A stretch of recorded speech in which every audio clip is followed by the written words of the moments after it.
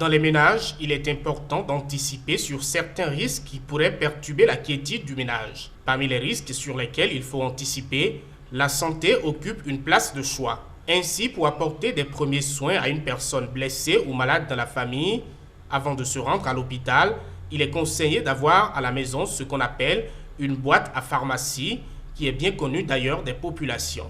L'importance d'avoir une boîte à pharmacie dans les ménages est aussi bien cernée par les uns et les autres. La boîte à pharmacie doit contenir des médicaments de première nécessité ou mieux des produits pour apporter des premiers soins. Pour le spécialiste de la santé, la boîte à pharmacie est certes conseillée aux familles, mais il est entouré de beaucoup de précautions et de règles pour ne pas que cela crée encore d'autres problèmes de santé au lieu d'en régler. Une boîte à pharmacie, c'est un réceptacle qui contient des médicaments et des instruments de premiers soins et de premiers secours.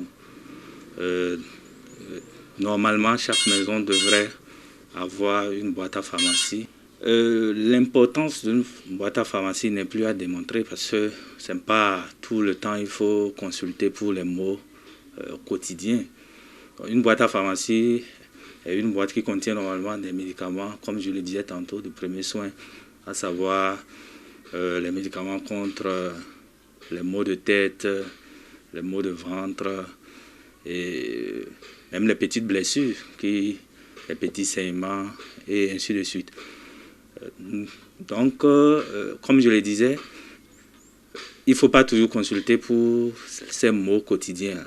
En plus, si la maladie commence dans la nuit profonde et qu'on est loin d'un centre de santé, ce n'est pas obligatoirement toujours facile qu'on rallie le centre de santé. Donc, une boîte à pharmacie peut nous permettre de lever l'urgence en attendant le petit matin avant d'aller à l'hôpital pour consulter. Dans une boîte à pharmacie, ça dépend aussi de l'âge et des comorbidités. Parce qu'il y a des gens qui sont atteints de certaines maladies, comme par exemple chez les drépanocytaires, les personnes ayant une hypertension, le diabète.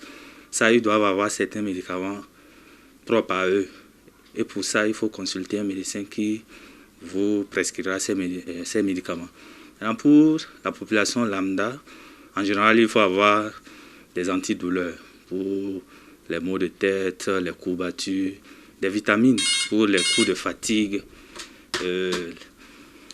des antispasmodiques pour les maux de ventre qu'on peut ressentir, des antidiarrhéiques pour des diarrhées passagères et même pour, comment on appelle, pour les constipations. Il y a des médicaments qu'on peut utiliser pour un peu lever les constipations passagères aussi.